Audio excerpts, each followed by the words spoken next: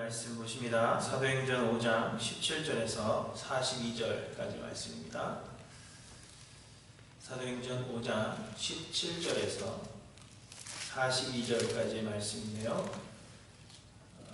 계신 곳에서 저와 함께 한 목소리로 읽도록 하겠습니다. 17절부터 읽습니다. 대제사장과 그와 함께 있는 사람 즉 사독의 일에 당파가 다 마음의 시기가 가득하여 일어나서 사도들을 잡아다가 옥에 가두었더니 주의 사자가 밤에 문문을 열고 끌어내어 이르되 가서 성전에 서서 이 생명의 말씀을 다 백성에게 말하라 하매 그들이 듣고 새벽에 성전에 들어가서 가르치더니 대제사장과 그와 함께 있는 사람들이 와서 공회와 이스라엘 족속의 원로들을 다 모으고 사람을 옥에 보내어 사도들을 잡아오라 하니 부하들이 가서 옥에서 사도들을 보지 못하고 돌아와 이르되 우리가 보니 옥은 든든하게 잠기고 지키는 사람들이 문에 서 있으되 문을 열고 본즉 그 안에는 한 사람도 없더이다 하니 성전 맡은 자와 제사장들이 이 말을 듣고 의혹하여 이 일이 어찌 될까 하더니 사람이 와서 알리되 보소서 옥에 가두었던 사람들이 성전에 서서 백성을 가르치더이다 하니 성전 맡은 자가 부하들과 같이 가서 그들을 잡아왔으나 강제로 못하면 백성들이 돌로 칠까 두려워함이더라. 그들을 끌어다가 공회 앞에 세우니 대제사장이 불러 이르되 우리가 이 이름으로 사람을 가르치지 말라고 언급하였으되 너희가 너희 가르침을 예루살렘에 가득하게 하니 이 사람의 피를 우리에게로 돌리고자 하미로다. 베드로와 사도들이 대답하여 이르되 사람보다 하나님께 순종하는 것이 마땅하니라. 너희가 나무에 달아 죽인 예수를 우리 조상의 하나님이 살리시고 이스라엘에게 회개함과 제사함을 주시려고 그를 오른손으로 높이사 임금과 구주로 삼으셨느니라. 우리는 이 일의 증인이요 하나님이 자기에게 순종하는 사람에게 주신 성령도 그러하니라 하더라. 그들이 듣고 크게 노하여 사도들을 없이 하고자 할세 바리새인 가말리엘은 율법교사로 모든 백성에게 존경을 받는 자라. 공회 중에 일어나 명하여 사도들을 잠깐 밖에 나가게 하고 말하되 이스라엘 사람들아 너희가 이 사람들에게 대하여 어떻게 하려는지 조심하라. 이전에 드다가 일어나 스스로 선전하며 사람이 약 400명이나 따르더니 그가 죽임을 당하며 따르던 모든 사람들이 흩어져 없어졌고 그 호적할 때에 갈릴리의 유다가 일어나 백성을 깨어 따르게 하다가 그도 망한즉 따르던 모든 사람들이 흩어졌느니라. 이제 내가 너희에게 말하노니 이 사람들을 상관하지 말고 버려두라.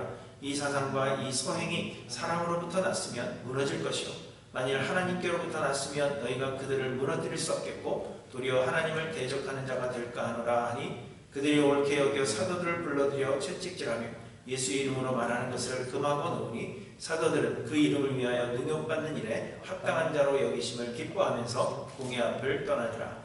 그들이 날마다 성전에 있든지 집에 있든지 예수는 그리스도라고 가르치기와 전도하기를 그치지 아니하니라. 아멘. 우리 사랑하는 하일랜드교회 성도 여러분, 그간 잘 지내셨습니까?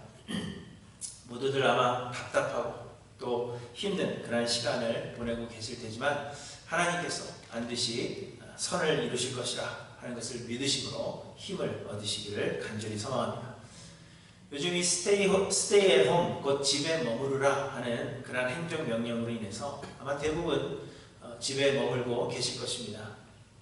저도 밖에 나가는 일이 없이 거의 집에만 머물고 있습니다. 새벽 예배와 금요 찬양 예배가 중단이 되었기 때문에 이 주일 온라인 예배를 준비하는 것과 또 예배를 드리는 그런 일 외에는 매일 집에 머물고 있습니다.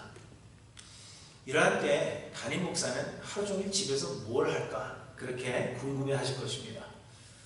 저는 평소처럼 새벽 5시에 일어나서 씻고 식구들 모두 잠든 사이에 혼자 말씀을 묵상하고 하일랜드 교회에 사랑하는 성도들을 위해서 또 국가와 민족을 위해서 그리고 이 어려운 시기가 속히 지나가고 하나님께서 우리 성도들을 지키시기를 위해서 기도하는 일에만 힘쓸 것이라고 생각하실지 모르겠지만 전혀 그렇지가 않습니다. 저는 요즘 여러분들의 기대와는 다르게 평소에 하지 못했던 일들을 하면서 하루하루를 지내고 있습니다. 저는 목회자로 살면서 약 20년 동안, 20여 년 동안 늦게 잠든 일이 없었습니다. 왜냐하면 새벽 예배를 나가거나 혹은 새벽 예배를 인도해야 했기 때문입니다. 그래서 늦어도 10시 30분에는 꼭 잠자리에 들려고 노력했고, 그래서 외출을 했다가도 저녁 9시가 되면 반드시 집으로 돌아왔습니다. 가족들과 또 친지들과 오랜만에 만남을 가질 때에도 9시까지는 집에 도착해야 되기 때문에 8시 30분이 되면 저는 먼저 집으로 모임을 빠져나와서 집으로 돌아오곤 했습니다. 그래서 저희 집 아이들은 왜 항상 우리만 먼저 집에 가느냐, 그것이 항상 불만이었습니다. 하지만 요즘은 새벽 예배로 모이지 않기 때문에 제가 일찍 잠들 필요가 없어졌습니다. 물론 밖에 나가서 사람을 만날 수는 없지만 그래도 밤늦게 음식을 먹는다든지 또 늦게까지 TV를 시청하기도 하고요. 또 아이들에게도 밤늦게까지 깨어 있을 수 있는 자유를 허락해 주었습니다. 그리고는 새벽에 일찍 일어나야 할 필요가 없기 때문에 더 이상 잠을 잘 수 없을 때까지 잠을 잡니다.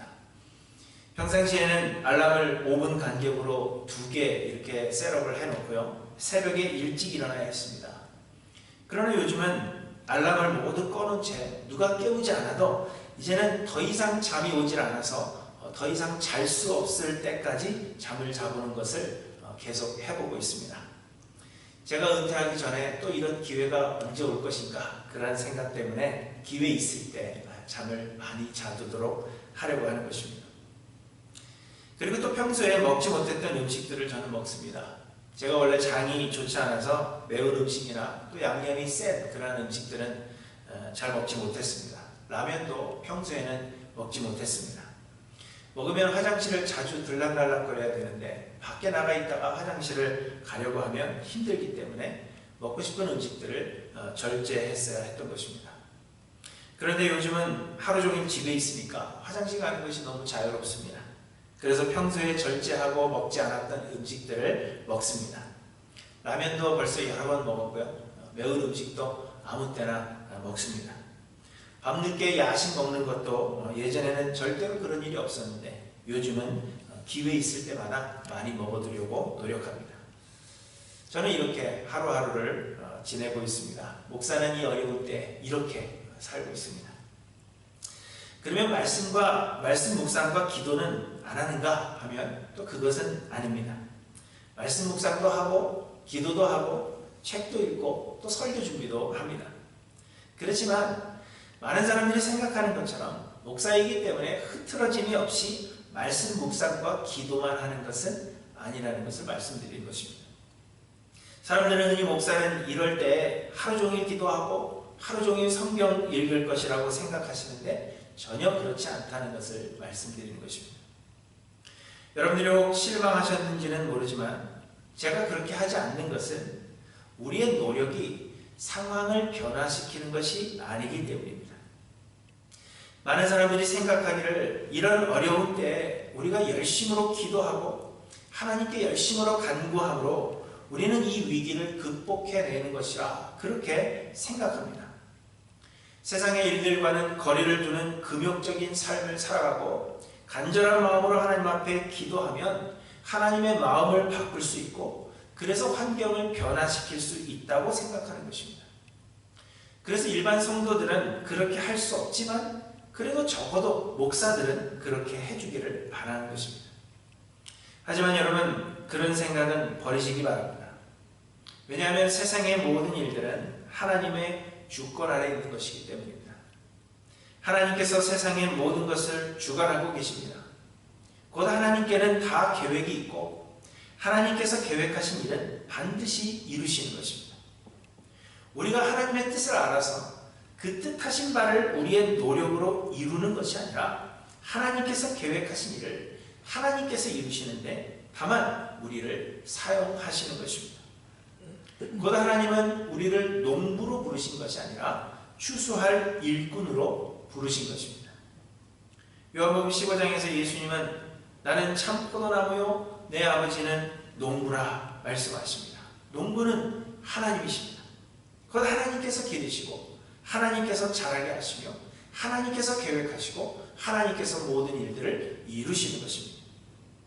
그리고 복음서에 보시면 예수님께서 말씀하십니다. 추수할 것은 많되 일꾼이 적으니 그러므로 추수하는 주인에게 청하여 추수할 일꾼들을 보내주소서 하라. 우리는 그저 하나님께서 잘하게 하신 것을 추수하는 일꾼으로 부르심을 받은 것입니다. 추수할 일꾼은 열매를 맺게 하는 일에 힘쓰지 않습니다. 열매가 많이 맺히기를 소원할 수는 있지만 그 일을 하지는 않는 것입니다. 열매를 맺게 하는 것은 농부가 할 일입니다. 그런데 하나님은 우리를 추수할 일꾼으로 부르셨고 하나님이 농부십니다.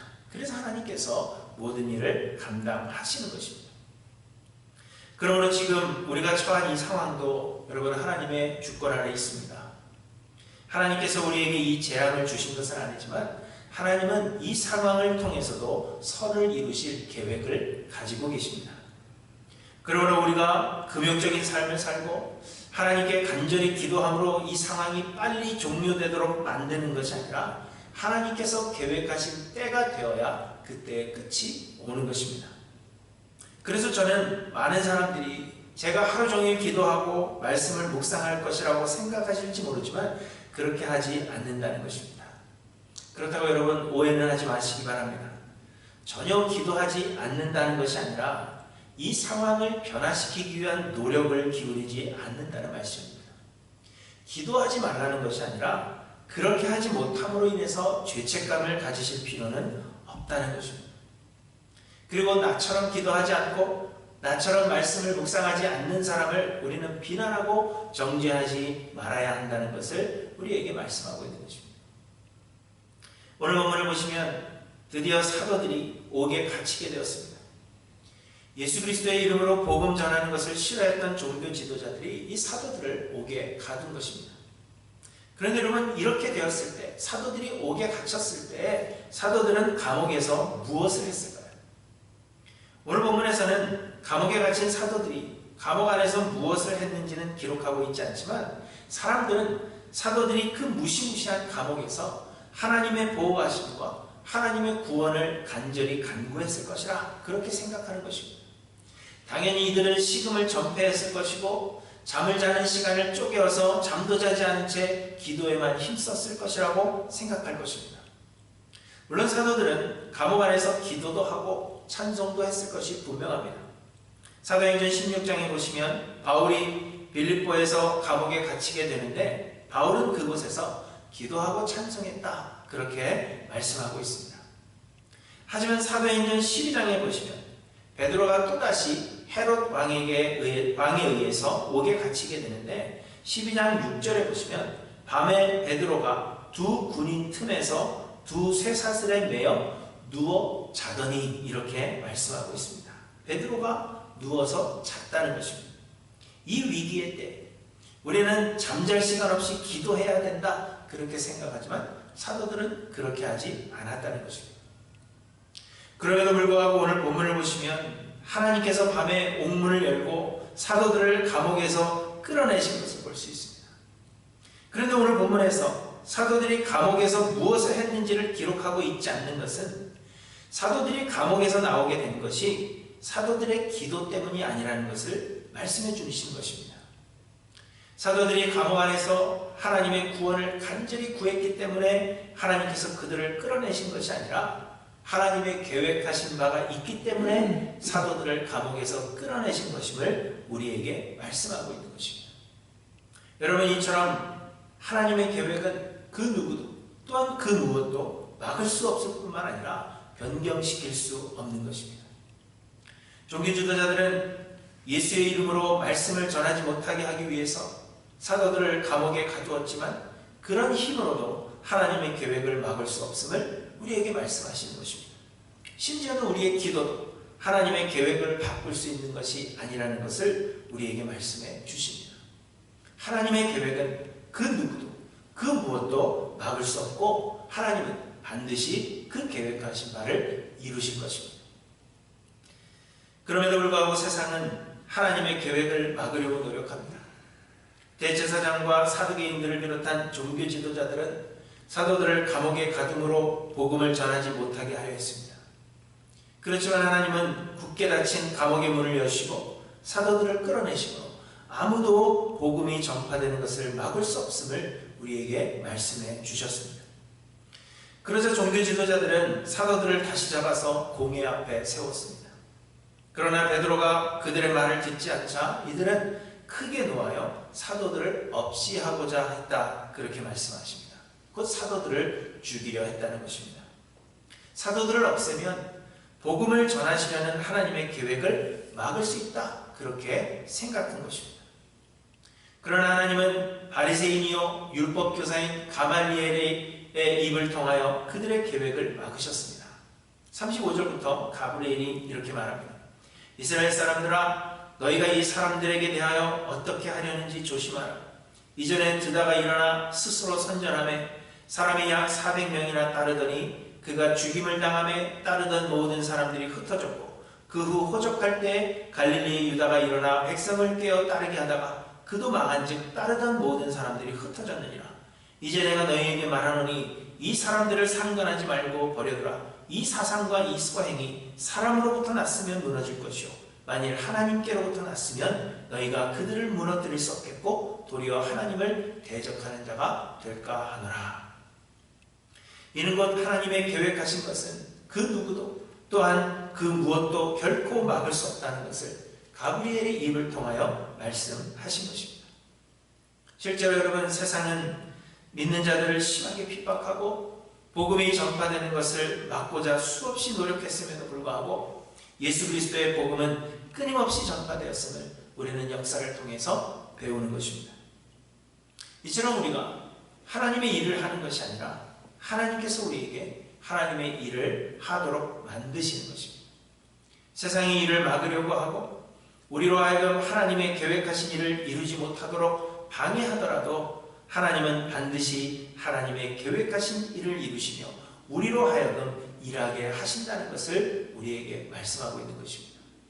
우리가 행하는 것이 아니라 하나님께서 반드시 일을 이루실 것입니다. 우리는 지금 이전에는 경험해보지 못했던 어려움을 겪고 있습니다. 우리가 이렇게 온라인으로 예배를 드리고는 있지만 사실 모든 것이 멈추어버린 것 같은 그러한 느낌을 받습니다. 우리는 함께 모일 수 없고 함께 찬양하며 함께 하나님을 예배할 수 없습니다. 사람들을 만나는 것도 지극히 제한되어 있어서 복음을 전하기에도 힘이 듭니다. 우리는 마치 감옥 안에 갇혀있는 것과 같은 그러한 삶을 우리는 살아가고 있습니다. 창살 없는 감옥, 집에 있지만 그러나 마음대로 움직일 수 없는, 마음대로 행할 수 없는 그러한 감옥에 갇혀있는 것과 같은 것입니다. 그러나 여러분, 그럼에도 불구하고 하나님의 계획은 아무도 막을 수 없는 것입니다. 그러므로 하나님은 하나님께서 계획하신 때에 우리를 다시 이 감옥 같은 생활에서, 이 감옥 같은 상황에서 이끌어내실 것이 분명합니다. 이는 우리가 기도했거나 하나님의 마음을 움직일 만한 어떤 일을 했기 때문이 아니라 하나님이 하시는 일은 아무도 막을 수 없기 때문에 하나님은 반드시 우리를 이곳에서 이끌어내실 것입니다. 사람들은 비관적인 말을 쏟아냅니다. 며칠 전에도 제가 방송을 통해 말씀드린 대로 세상의 지식을 가진 소위 전문가들이 그들이 가진 지식을 토대로 회복이 불가능한 것처럼 그렇게 절망적인 이야기들을 쏟아냅니다. 그러나 여러분, 우리 하나님은 모든 능력에 뛰어나신 분이십니다. 우리 하나님께는 능치 못한 일이 없으십니다. 하나님은 세상의 지혜가 어리석다는 것을 보이시고자 우리가 이해할 수 없는 방법을 통하여 역사하십니다. 모두가 안 된다고 할 때 하나님은 세상이 어리석다는 것을 어리석다고 생각하는 그 방법으로 행하심으로 하나님의 계획을 이루실 것입니다. 우리를 구원하신 예수 그리스도의 십자가가 그러했고 하나님의 행하시는 모든 일이 그러합니다. 사람들은 십자가가 어리석은 것이다.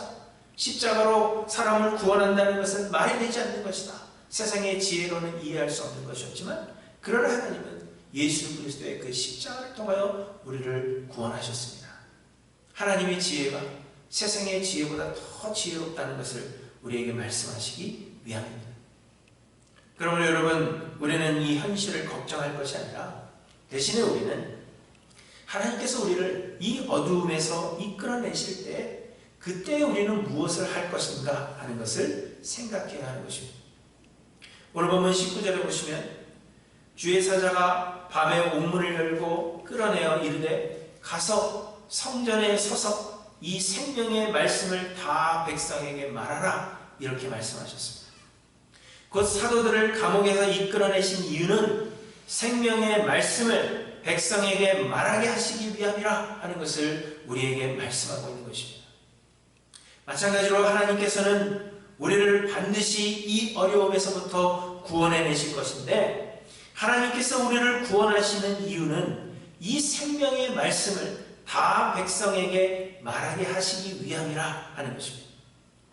그러므로 여러분, 우리는 이 어려움의 시기에 무엇을 하느냐, 내가 이 어려울 때 무엇을 하면서 지내느냐, 그것이 중요한 것이 아니라 이 어려움의 시기가 끝난 뒤에 우리는 무엇을 할 것인가를 생각해야 한다는 것입니다. 요즘 집에만 계시느라고 모두들 답답해 하실 것입니다. 그러다 보니까 하고 싶은 것, 먹고 싶은 것 많이 생각이 나실 것입니다. 그래서 이 어려운 상황이 끝나고 나면 나는 무엇을 하겠다 생각해 놓으신 것들이 있으실 것입니다. 여러분, 이 어려운 상황이 끝나면, 하나님께서 우리를 이끌어내시면 여러분 무엇을 하려고 생각하고 계십니까?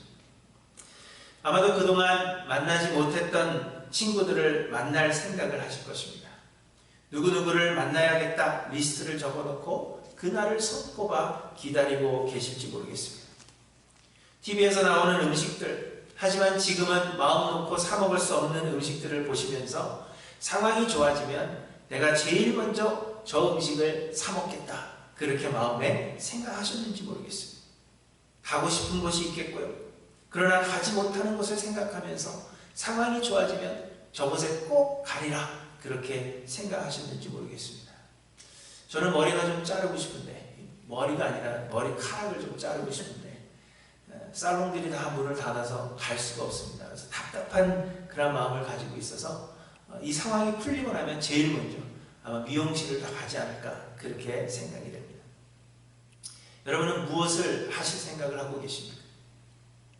그러나 여러분, 이 모든 것들보다도, 상황이 좋아지면 내가 무엇을 하겠다 생각하는 그 모든 것들보다도 상황이 좋아지면 내가 누구에게 가서 복음을 전할 것인지를 먼저 생각하시고 복음 전하는 일을 준비하는 시간을 가지셔야 할 것입니다. 하나님께서 우리를 이 어려운 시간에서 구원해내시고 이끌어내시는 것은 가서 이 생명의 말씀을 다 백성에게 말하라, 그렇게 우리를 보내신 것입니다. 잘 먹고 잘 놀고 잘 만나고 그렇게 삶을 살라고 우리를 구원하시는 것이 아니라 가서 이 생명의 말씀을 다 백성에게 말하라고 우리를 구원해 내시는 것입니다. 여러분, 그동안 소홀했던 사람이 있으십니까? 그리스도의 복음을 전해야 함에도 불구하고 미루어 두었던 사람이 있으십니까? 어려움에 있는 사람, 하나님의 사랑과 하나님의 말씀으로 돌아보고 위로해야 하지만 이런저런 이유로 돌아보지 못했던 사람이 있지 않으십니까? 누구에게 하나님의 말씀과 복된 소식을 전해야 할 것인지, 하나님께서 나에게 맡기신 사람이 누구일까를 고민하고, 그래서 지금부터 기도하여서 하나님께서 우리를 이끌어내실 때 담대히 그 말씀을 들고 나아가 전하시는 하이랜드교회 모든 성도님들이 되시기를 바랍니다. 사랑하는 성도 여러분, 이 어려운 시기에 환경을 변화시키기 위해서 우리가 할 수 있는 일은 아무것도 없습니다. 그럼에도 불구하고 하나님은 하나님의 계획하신 일을 반드시 이루실 것입니다. 그리고 하나님은 반드시 선을 이루실 것입니다. 세상이 아무리 강해 보이고 우리의 머리로는 도저히 돌파구를 찾을 수 없는 것 같은 그러한 상황이라 할지라도 하나님의 계획하신 것은 결코 막을 수가 없는 것입니다. 세상이 아무리 절망적인 뉴스들을 쏟아내도 하나님은 모든 능력에 뛰어나신 분이시며 하나님의 방법으로 계획하신 일을 반드시 이루실 것입니다. 우리의 기도도 우리의 선한 행위도 하나님의 그 계획을 바꿀 수는 없는 것입니다. 그럼에도 하나님은 하나님의 뜻하신 바를 묵묵히 이루어 가실 것입니다. 그러므로 여러분, 내가 기도하고 있고 내가 말씀을 묵상하고 있으며 내가 신앙생활을 열심히 하고 있다는 것이 우리의 자랑이 되지 않기를 소망합니다. 또한 내가 그렇게 하지 못하고 있음으로 인해서 낙심하지도 마시기 바랍니다. 이 어려운 시기에 나처럼 하지 않음으로 인해서 다른 사람을 정죄하지도 마시기 바랍니다. 대신에 여러분, 이 어려움의 시간이 그동안 하지 못했던 것들을 할 수 있게 하시는 하나님께서 주시는 선물로 여러분 생각하시기 바랍니다. 남성분들은 설거지든지 청소든지 집안일이든지 좀 도와주셔서 아내가 하는 일들을 한번 경험해 보시는 것도 좋을 것이다, 그렇게 생각이 됩니다. 저는 그렇게 하고 있느냐 하면 그렇지는 않지만 그래도 그렇게 해보는 것이 좋지 않겠는가, 그렇게 생각해 보고 있습니다. 하나님께서 주신 좋은 기회라 생각하셔서 여러분 함께 시간을 보내시기 바랍니다. 영화도 보시고 드라마도 보시고 책도 읽으시면서 시간을 보내십시오. 잘 드시고 즐겁게 지낼 수 있는 방법을 찾아서 행하시기 바랍니다. 잘 지내는 것이 결코 죄가 아닙니다. 하나님은 반드시 우리를 구원하시고 이 어려운 시간에서 우리를 이끌어내실 것입니다. 세상이 뭐라 하더라도 여러분 걱정하지 마십시오. 하나님은 하나님의 계획하신 바를 반드시 이루실 것이며 우리를 사랑하여서 구원하신 하나님은 반드시 선을 이루실 것입니다. 그러므로 이 시간에 우리가 무엇을 할 것인가 보다도 이 시간이 지난 뒤에 우리로 무엇을 하게 하시는가가 더 중요하다는 것을 여러분 잊지 않고 기억하시길 바랍니다. 사랑하는 성도 여러분, 이 시간이 다 지난 뒤에 그 누구에게 복음을 전할 것인지 생각하시며 기도하며 준비하시는 귀한 시간이 되시기를 바랍니다. 우리로 가서 이 생명의 말씀을 다 백성에게 말하게 하시기 위하여 우리를 속히 이 어려움에서 이끌어내실 때 주저함이 없이 그 사명을 감당하시는 하이랜드 교회 모든 성도님들이 되시기를 우리 주 예수 그리스도 이름으로 간절히 기원합니다. 기도하십니다.